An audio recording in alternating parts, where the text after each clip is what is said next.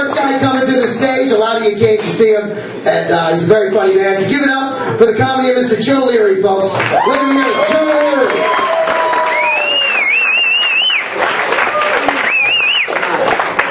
Thanks, Scott. My period. It's coming. That's the last thing I heard before I left my house. So when I go home, I know I'm going to get the shit kicked out of me. Holy shit, Saturday night. Thanks for coming down, you know. I can't stand up to my wife, because as a kid, I was so insecure, I couldn't even masturbate. I felt like I just didn't deserve myself.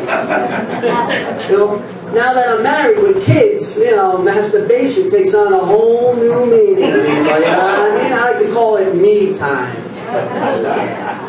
You guys know what I mean. Come on, you guys are married. You know what I mean. You got to step up the fantasy level a few notches. You know what I'm talking about? You got to step up. No more sneaking your mom's glamour mag or sneaking peeks and naked pygmies in National Geographic. This is big time, man. Come on. You know, hustler or something. Me, just to keep it interesting, I like to role play. You know what I mean? I say, naughty schoolgirl, you bad teacher. Ooh, yeah. Class is in session, baby. Lessons will be learned tonight. Yeah. You know, I said I was arguing with my wife coming out here, right? And she said, hey, you know, she says, I have attention deficit disorder because I don't listen to a word she says, right? You know, I don't say anything. The truth is, I just don't give a shit. But I can't keep her off the friggin' computer anyway, right? She's addicted to that game Farmville on Facebook. Everybody playing one? Yeah, I guarantee you, people are nuts about this, right? I bet someone at the bar, someone right now is on their phone playing Farmville while I'm sitting here because they can't get away from it. I see people back there like, if you're looking at me, I gotta slaughter some pigs for bacon before I leave.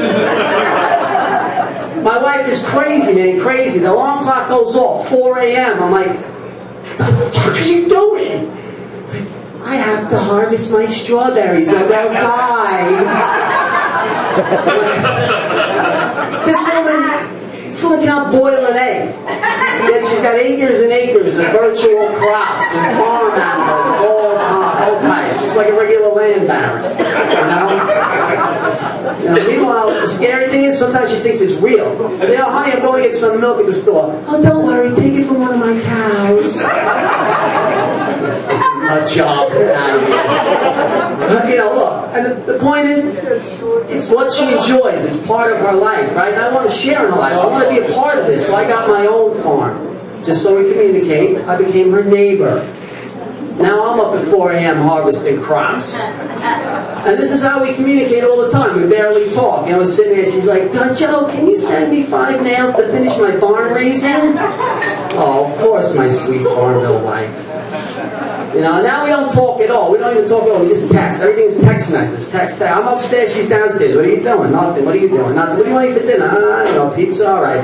Sit next to each other in bed. Same thing. What do you watch on TV? I don't know. What do you watch? Texting. Even during sex now, we text. That's it. I'm sitting there banging away, and she's texting me. OMG, Joe. OMG. OMG, Joe. OMG. You know. And my wife, she considers sex a chore, right? Like washing the dishes, whatever. So when she's ready to do her chores, what does she do? She barges in the room. Okay, let's get it over with. Come on. You got 10 minutes till True Blood is on. Let's go. And nothing fancy. No extra stuff. The hell is extra stuff? Don't I get to leave the light on? Jesus Christ. You know, and sometimes I can commiserate because, you know, sometimes I want to jerk off and I'm very tired, you know, so then I treat my hand like my wife treats sex with me. And I go, all right, come on, let's get it over with. Come on. You got 10 minutes till the Met game starts. Let's go. Come on. And nothing fancy, no extra stuff. By extra stuff, I mean no going lefty tonight, son. So, and she's always watching Dr. Oz, you know, about marriage stuff. So I turned it on, and he's like, chances are your wife is cheating on you. Really? A bitch. 35% of women and 70% of men cheat. Holy shit, she's banging 2 guys.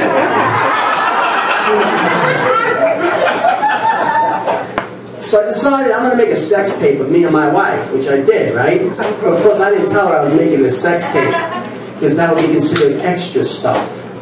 You know, and I'm sitting there in the background giving the thumbs up, winking at the camera, you know, she's texting away, and I'm like, you know, like thinking like it's going to be some great porn type of thing, you know, that type of, you know. Big mistake. You know why? Because I looked at it. Oh my God. You ever watch yourself have sex? It's not pretty. It's not porn-like. It's disgusting. I'm looking at this thing like, ew. I thought it would be sexy. I look like a sea lion trying to mount his mate on a slippery rock. Rolls of things and hair and ew. So, word of advice, if you haven't made a sex tape yet, right, don't do it unless you're like a porn star. Yeah, you have a nice chiseled body, or you just have a celebrity big cock like Tommy Lee. Right? That's it. Okay? And to make it worse, I taped it in HD. Oh my God. I've seen what HD does to people with clothes on. Forget about it. With me, I had parts of my body that I had never seen before, and I never want to see again. And my wife, I've had parts of her body that I had seen before that had things on them I'd never seen before. And I never want to see again.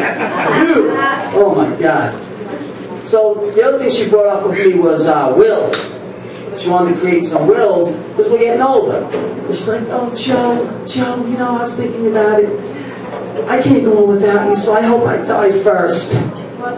Yeah, she dies first too. Kidding me? Of course. You know, and truth is, in the end, for me, getting married was like joining the mafia. You know, I knew eventually someone's getting paid to whack me off. So a lot of times people at work, my friends, they say, Joe, how'd you get so fucked up? I'm like, well, you know, it starts at childhood. When I was a kid, my mother, when I left the house, my mother would say, make sure you got clean underwear on in case you get into an accident. Not an accident, what the hell? What's going to happen to me out there riding my big wheel? Jesus Christ. You know, you see, but she didn't care about the accident. It's not the accident she cared about. She could have said, be careful, watch what you're doing, but what she meant was, yeah, you may get into an accident, you know? You may, I don't know, I don't even care. But if you do, you goddamn better well have clean underwear on so you don't embarrass me. Because it's all about the appearance, it's all about the face, you know what I'm saying? You don't want to be embarrassed. You might have to face an emergency room doctor or something. Say, Mrs. Leary, we know your child's life hangs in the balance. There's nothing I can do. This kid's underwear is disgusting. Touch this shit. You let him leave the house like this. What kind of a mother are you? And that's all she'd hear, right? Oh, what kind of a mother? Oh my God. What will the neighbors think? Did you hear about Margaret's son? She let him leave the house and dirty underwear. Now he's dead. She's a terrible mother. Terrible. Terrible. You know, now she can handle the death. She can handle the dying. She'll grieve. She'll get over that, but she'll never get over those people talking. She'd rather have it go like this. You know, oh, did you hear about Margaret's son? Oh my God, it's a terrible, terrible tragedy.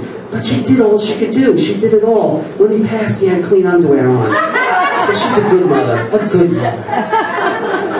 You know, and to top it off, one of the worst things they did was they went away on vacation one summer and they shipped me off to camp, right? It sounds, yeah, it's not so bad, right? Except that I wish they would have looked at the brochure a little more closely, you know, instead of just looking at the price, because it turned out to be an all-black camp.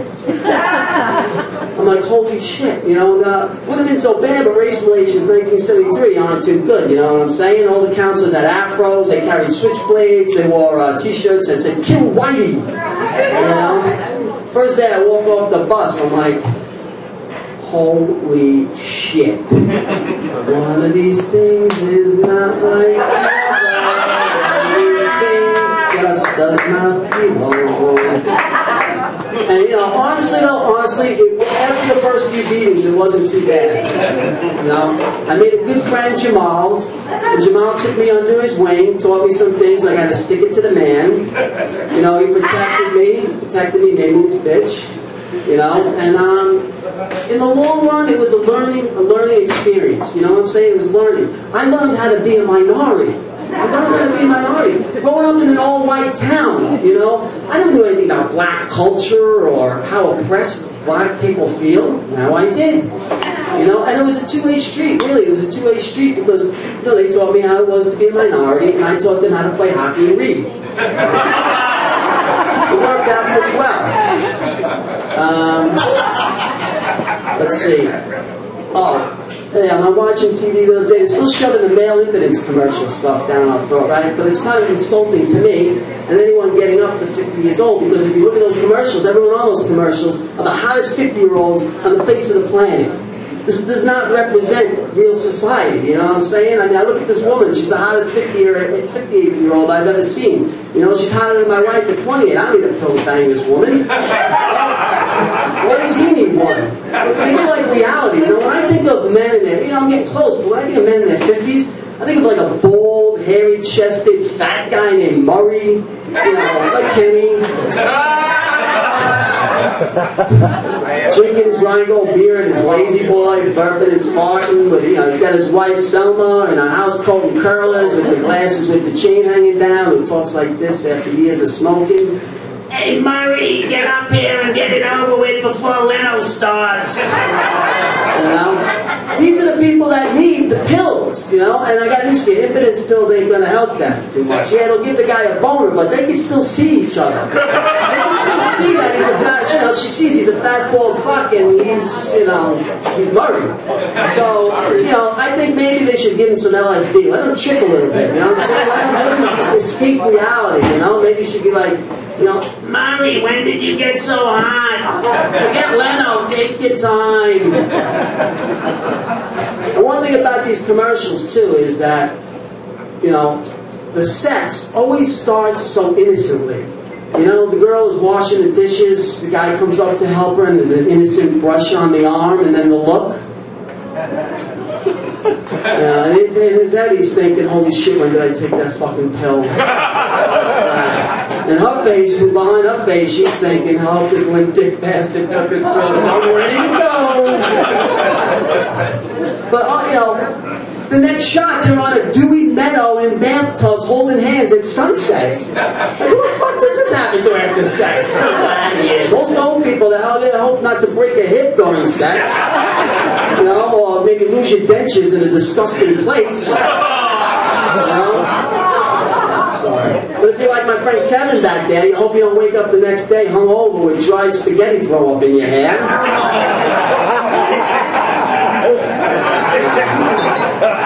So, I had to get that one. Now, I got news for you. When I want to initiate sex with my wife, it's not innocent. Alright? There's nothing innocent, but it's not an accident. When she's washing the dishes, I just come up from behind and grab her. Come on, baby, come on, let's go.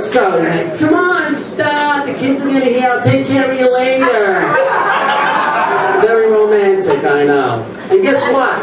We don't end up on a dewy meadow. Sometimes we end up in the bathtub, but there's no sunsets or water. It's just, you know, a good place to hide from the kids. You know? I did have an impotence scare one time, and I was afraid to take those pills, you know what I mean? It's a little uneasy because of the side effects, but I called my friend Jamal from Black Camp, because I still talk to him at the time, and he says, Joe, my friend, all the brothers take it, no problem, man. He goes, I even wrote a rap song about it. You know what I'm saying? I wrote a rap song. And he goes, you can use it anytime you want, if it makes you feel better. Now, I'm going to give it my white Irish try here, so you're going to have to cut me some slack on a rap song. But Jamal said I can use it, so I'm going to try.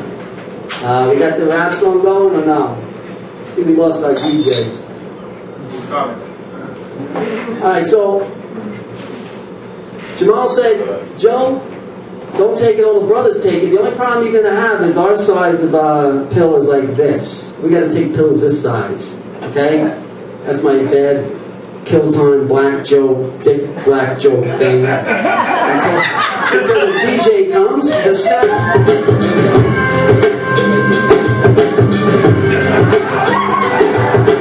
Damn, I gotta take it some Viagra. Viagra lets a nigga lay his pipeline. Viagra used to niggas never wrote one out, cause Viagra used to niggas open every night. Now all you bastards with a limp dick, afraid to show the ladies you're a joke. Viagra used to niggas ain't afraid of flex nuts, cause Viagra used to niggas got chunks.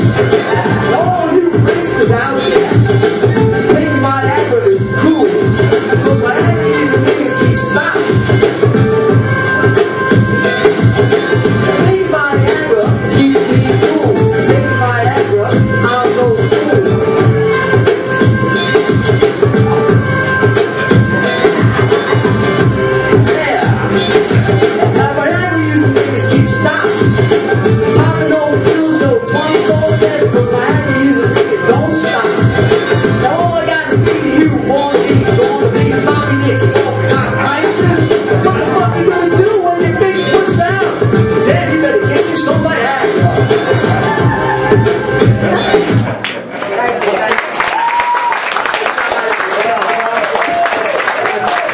I forgot something in the middle if you didn't notice that. But I just want to thank Jamal. God rest his soul. Poor Jamal got thrown out of a hotel room and died during the little known North-South rap wars. But he's my friend. All right, where do we go from there? Oh my God. Facebook. This woman I know posts on Facebook that don't go to the Broadway Mall in Hicksville this weekend because for initiation, gang members will randomly shoot and kill women. I'm like, guess I'm glad I'm not a woman. How does this affect me? So I better tell my wife though. I'm like, yeah, honey, the internet says a big sale at the mall this weekend. Why don't you get down there? Take your mother. Don't worry, take your credit cards, whatever you need. Go ahead. I can go down there. Why not? I mean, no lines, probably a little better. Maybe I'll see one of those rap guys, gang guys, and I'll say, hey, you randomly shoot and kill any women today? No? Good luck, bro. Just make sure it's an ugly one. We need some help around here. And the weird thing is, come on, who believes this shit? Really, come on. People post this crap. You think this is how gangs work? This is how gangs work. They can sit around a boardroom going, yo, man, what do you want to do for initiation week? Oh, man, let's rent out Bryant Park. It'll be like Fashion Week. We'll invite everybody. Diamond Kings, Bloods, Crips, MS-13. Let's get them all together. Everybody can bring their resumes. It'll be great. And then, just for initiation, why don't they have the new guys randomly shoot and kill women in a mall? But just to fuck with them, let's tell Fat Barbara from Hicksville so she can tell everyone on Facebook. But it still happens. Would you go to the mall, Cindy? Would you go to the mall if you got that? No, right? Would you go to the mall if you heard that on Facebook? Yeah, he probably would ask you to go to the mall. Right? So, and also on Facebook, when I first joined, right, I got this email with a picture of this hot young girl named Amber. Yeah. Turns out Amber's looking for a slightly overweight, balding, middle-aged Larry Bird lookalike from Levittown, Long Island. And Amber even wanted me to check out her webcam. But plus it turns out to be, a scam. She charged me $50 an hour to watch a fat hermaphrodite do weird things with a shoehorn. That's $3,000 I ever spent, people. Now I got 3 very, very young daughters, 2, 6, and 10 years old, right? And as a father, I got a lot of fears, a lot of worries about them growing up. I know there's people out here who, similar situation with daughters. And, it's a legitimate fear. I'm afraid one of them's going to grow up to be a whore. And the reason, I understand, but the reason is I got 3. Look at the odds. Today's world, that's not good. One of them's going to be dragging guys in the window in the middle of the night, I'm sure of it. Some nights I sit at the dinner table and I try to figure out which one it's going to be. The redhead. I know it's going to be the redhead. Damn, she's my favorite. I only get up to your room and don't come down till you're 30. But Daddy, I ain't get up there, you're 30. Now, I have friends with older daughters, and they say, Joe, just wait. Girls are sexually active much younger these days. Great, thanks. He's like, but relax, dude. He's like, it's not like they're out just having sex with every guy, anything like that. At the end of the day, they just required to give the guy a blowjob. Oh, thank you, thanks. That makes me feel better. Now I'm more comforted by that, right? I can see those postings on Facebook already. Date the Leary girls. 3 to choose from. Pretty good odds in that house. Pretty good odds. Vote the redhead. Guaranteed. Who wants to have that, father-daughter talk, right? I can't wait for that. Oh, my God, talking to my daughter about this shit. Honey, I know you have your big first date with Jordan tonight, but at the end of this day, he's going to ask you to do something. Something your mother hasn't done for me in many years.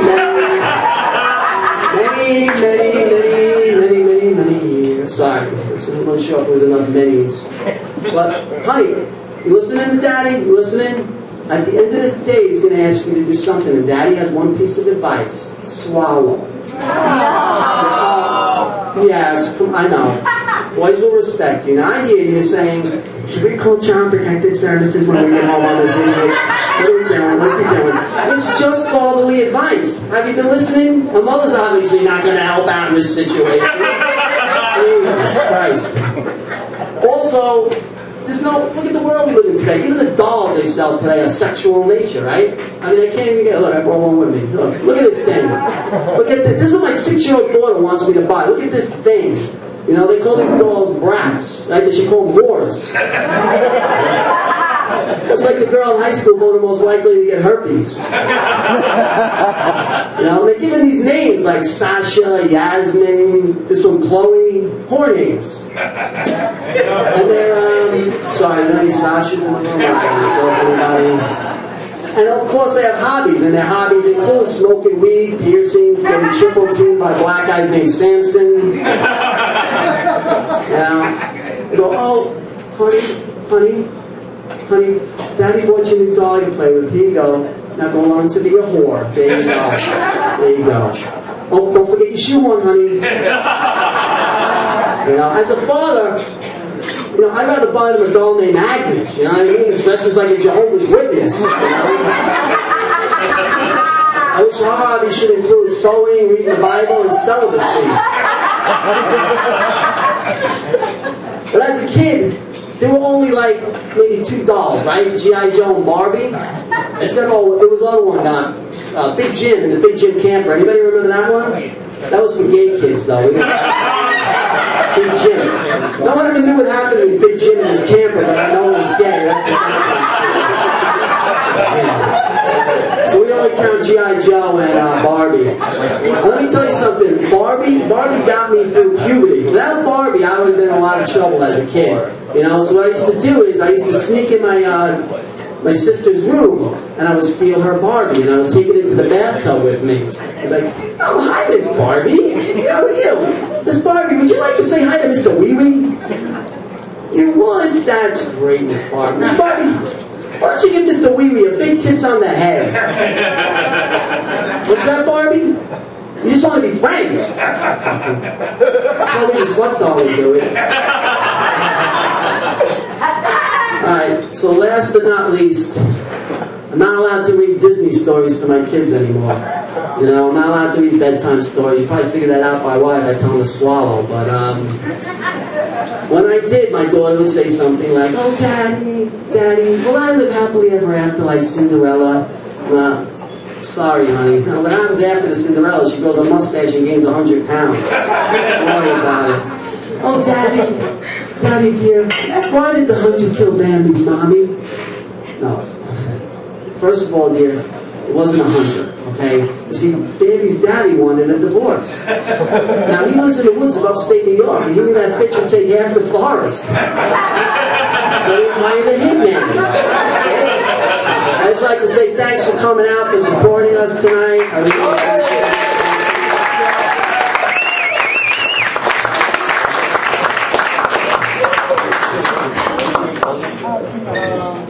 Joe Leary, folks, let him hear it. Joe Leary.